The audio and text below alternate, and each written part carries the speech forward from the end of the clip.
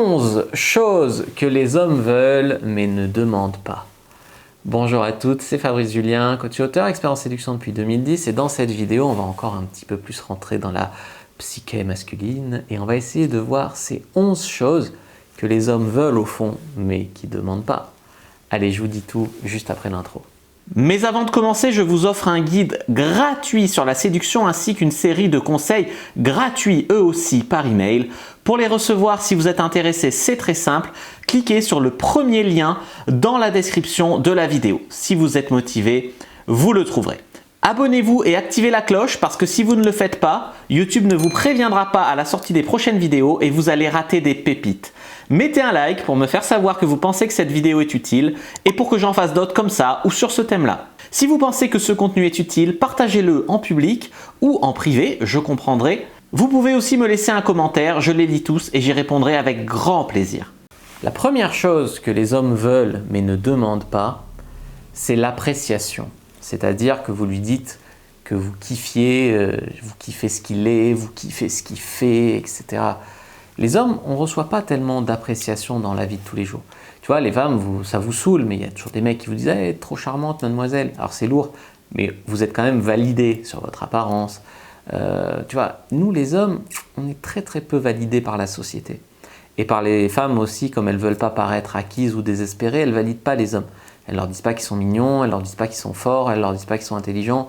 C'est très très rare. Donc du coup, croyez-moi, les hommes manquent beaucoup d'appréciation. Mais on n'ose pas en demander. On n'ose pas en demander parce que justement, vous dites toujours que ça vous saoule, tous ces mecs qui vous font des compliments tout le temps, là là. Et nous, on se sent bête. On se dit que nous, comme on ne nous en fait pas, c'est qu'on doit être une sous-merde. Et on ne va pas vous dire qu'on ne nous en fait pas parce qu'on ne veut pas que vous pensiez qu'on n'est pas un mec qui vaut le coup. Et donc du coup, on ne demande pas d'appréciation. Mais croyez-moi, quand vous en donnez, on apprécie ça aux petits oignons. Numéro 2, deuxième chose que les hommes aiment mais n'osent pas demander, les amis. La deuxième chose, c'est une femme qui a une vie en dehors de la relation. Les hommes, ils n'aiment pas trop l'idée que la fille elle soit sur son canapé chômeuse toute la journée à regarder Netflix et qu'elle attende qu'un homme vienne donner du sens à sa vie. Que ce soit le prince charmant qui illumine sa vie et qui la rende heureuse. Non, il veut une femme qui est déjà un petit peu dynamique, un petit peu bien, un petit peu voilà. Et il veut être la cerise sur le gâteau d'une relation. Il ne veut pas vous sauver, vous sortir, vous motiver, voilà. Non, il veut une femme cool et avec qui il va faire la paire. Il ne veut pas quelqu'un qui va devoir tirer, porter, etc. Tu vois. Donc, autrement dit, il faut que vous soyez heureuse, équilibrée, etc. Je ne dis pas qu'il faut tomber dans le piège de toujours lui dire « Non, là, je suis occupé, j'ai mon cours de ci, là, j'ai mon cours de ça, je ne peux pas te voir, là, j'ai mon cours de ça, je ne peux pas te voir. » Non, il faut quand même être disponible. Tu vois, il n'y a pas d'excès, il n'y a pas d'abus dans un sens ou dans l'autre. Il n'y a ni d'excès d'abus dans le sens « je ne fais rien de ma vie », ni d'excès d'abus dans le sens « je ne suis jamais dispo, je suis trop occupé, je suis trop dynamique ». Tu vois, il faut un équilibre, bien sûr. Point numéro 3, troisième chose que les hommes aiment mais n'osent pas demander, c'est une femme qui communique ce qu'elle veut d'une façon qui le fait sentir bien. Il ne veut pas une femme qui soit en mode accusatoire. Autrement dit, il y a deux manières de lui dire, je ne sais pas, fais-moi plus de câlins. Pourquoi t'es un mec comme ça qui fait jamais de câlins, putain, t'es lourd. Et il y a une autre manière de lui dire, je sais que tu le fais pas souvent, mais quand tu me prends dans tes bras forts, là, j'adore ça. Il y a une manière de communiquer tes besoins qui donne pas du tout envie d'en faire, autrement dit, des câlins. Et il y a une manière de communiquer des besoins qui, au contraire, donne envie d'en faire. Des fois, c'est pas qu'on veut pas vous faire plaisir. La plupart du temps, les hommes veulent faire plaisir aux femmes. C'est juste qu'on ne sait pas s'y prendre. Alors, c'est vrai qu'on ne parle pas tout à fait tous le même langage. Mais déjà, si on communiquait de manière un petit peu plus explicite et positive, c'est sûr qu'il y aurait beaucoup plus d'entente et que les gens seraient beaucoup plus comblés. La plupart du temps, on joue à la télépathie, on dit des choses à demi-mot, on fait des sous-entendus, des reproches, mais ce n'est pas sain comme communication, tu vois. Quatrième chose qu'un homme voudrait mais n'ose pas demander, c'est parfois un petit peu d'espace. J'en ai pas mal parlé dans mon livre « Le trouver, le rencontrer, le garder ». Une des plus grosses peurs des hommes, c'est d'être en prison avec une fille, tu vois. C'est que de ne plus pouvoir voir ses potes, de ne plus pouvoir sortir, je sais pas, une soirée de poker avec ses potes, de plus avoir de temps pour aller tout seul à la salle de sport, parce qu'il y a d'autres femmes, hein, attention, et tout ça, et finalement d'être coincé dans un métro, boulot, copine, dodo, qui soit pas du tout fun, tu vois. Donc l'homme a peur très vite de se retrouver emprisonné dans une relation. Toujours le même sexe, quand elle le décide, de la manière dont elle veut bien. Non, ça va pas, ça va pas. Donc il faut quand même lui laisser un petit peu d'espace et toujours être enthousiaste, bien sûr, pour le sexe. Point suivant, les amis, eh bien, c'est un homme, il a besoin de soutien. Il a besoin que vous soyez là quand ça ne va pas, quand il a besoin de parler, etc. Tout comme vous avez besoin de lui, d'ailleurs, quand c'est vous qui avez besoin de parler, hein, bien sûr. De respect. Respect, ça veut dire quoi? Ça veut dire que si lui vous rend plein de services, qu'il a besoin d'un truc, vous lui en rendiez. Respect, ça veut dire que vous ne lui mettez pas la honte devant ses potes en l'infantilisant, en le maternant en public, en balançant des secrets intimes. Ah, il pète pendant la nuit. Je sais pas, des trucs comme ça, ou il a une petite bite, ou il est précoce. Il y a des femmes, on ne peut pas leur faire confiance. Pour se faire mousser en public, elles manquent de respect à leur homme. Comme s'il y avait la solidarité de la société au fait de faire coalition contre l'homme, contre son homme, comme si c'était cool de parler de son homme comme une merde. Non, non, non. Donc il veut du respect en public, il veut du respect en privé aussi. Alors en privé c'est différent, mais voilà, il faut pas lui parler comme un gamin de 3 ans. Voilà, ça c'est super lourd. Voilà. Donc du respect, bon, normalement je ne devrais pas avoir à dire ce que c'est le respect.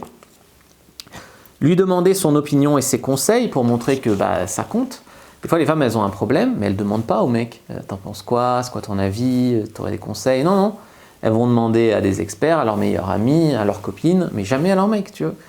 Je veux dire, c'est pas parce que c'est ton mec que c'est un ignare ou un idiot, au contraire. Si c'est une relation saine, ton mec, tu dois pouvoir compter sur lui, tu dois pouvoir apprécier ses qualités, et s'il a des qualités dans ce domaine-là, il peut t'aider, et puis s'il n'a pas trop de qualités dans ce domaine-là, tu lui demandes quand même son avis, même si finalement tu déduis que c'est pas la meilleure solution, quand même tu l'écoutes. Tu écoutes et tu en tiens compte, tu pèses le pour et le contre. Et après tu verras ce que tu fais, voilà. Point suivant, que vous ayez besoin de lui. Alors, souvent les femmes disent « j'ai pas besoin d'un homme, je suis une femme indépendante, Quand un homme entend que vous n'avez pas besoin de lui, que ci, que ça, il n'entend pas femme indépendante, empowerée, etc. Non, il entend femme un petit peu frustrée, aigrie, etc. Donc il n'y a pas de honte à dire que vous avez besoin d'un homme, ou en tout cas envie d'être avec un homme, pour des choses. Moi je m'en cache pas, j'ai besoin d'une femme. J'ai envie, mais j'ai aussi besoin. Je veux dire, on se complète. On n'est pas des entités séparées, on n'est pas des équipes adverses. On est des membres de la même équipe, donc s'il manque quelqu'un, l'équipe n'est pas complète. Voilà, c'est tout. Point suivant, les amis, ce que les hommes veulent mais n'osent pas demander, c'est avoir aussi votre amitié. C'est-à-dire, c'est bien d'être votre amant, votre copain, mais c'est bien aussi d'avoir votre amitié. Combien de fois je vois des filles qui sont en couple avec un mec et ils sont en couple parce que c'est leur mec, mais il n'y a pas d'amitié entre eux, tu vois, il n'y a que la relation. Et du coup, après, par exemple, quand ils cassent, au final, ce mec, c'était un idiot, il n'avait pas de qualité, qu'est-ce que j'ai fait avec lui? J'ai perdu mon temps, j'ai ci et ça. Après, ils se font la guerre, ils se chipotent. Tu vois, pour la garde des enfants, pour avoir chacun la garde, ils se chipotent pour des problèmes d'argent, ils se chipotent pour des trucs. Alors, si t'es amis, si t'as passé une bonne relation ensemble, même si ça s'est malheureusement fini, tu vas pas détruire l'autre personne, tu vas pas chercher à lui faire du mal, tu vas pas chercher à lui prendre tout ce qu'il a ou tout ce qu'elle a. Voilà, c'est tout. Il veut pouvoir aussi vous faire confiance là-dessus et avoir votre amitié, voilà. Point suivant, c'est parler le même langage de l'amour. Alors ça, malheureusement, ça ne dépend pas tellement de vous, mais sachez qu'il y a différents langages de l'amour. Tu vois, il y a des gens qui disent « je t'aime », c'est le langage le plus clair. Il y a des gens qui disent « je t'aime » d'autres façons. Ça peut être en rendant des petits services, en faisant des petits cadeaux. Il y a plein de façons de dire « je t'aime ». Et des fois, on ne se dit pas qu'on s'aime dans le même langage. Et du coup, des fois, on croit que l'autre ne nous dit pas qu'il nous aime. Et ça fait des problèmes de confiance en soi, ça fait des tensions dans le couple, etc. J'en ai parlé dans mon livre « Le guide du couple heureux », des 7 en fait, langages de l'amour, il n'y en a pas 5, il y en a 7, qui parlent, au début il y en avait 5, puis dans la version augmentée il y en avait 7, qui parlent un petit peu de mieux se comprendre et de parler le même langage, et ça aide vachement dans une relation. Et le dernier point, 11, le point numéro 11, c'est que les hommes, ils veulent une femme respectable à l'extérieur, c'est-à-dire qui marque bien, voilà, qui est respectable, mais qui soit à l'intérieur une grosse cochonne, une coquine, une salope, voilà, pour s'éclater, tout en ayant la dignité, le machin à l'extérieur, qui est de face, tu vois, et au lit que ça soit torride. Voilà les amis, ce que j'avais envie de vous dire. J'espère que cette vidéo vous a plu. Si c'est le cas, vous savez quoi faire. En tout cas, moi, ça m'a bien plu de la faire. Je vous dis à bientôt et que le dieu de la séduction soit avec vous les amis.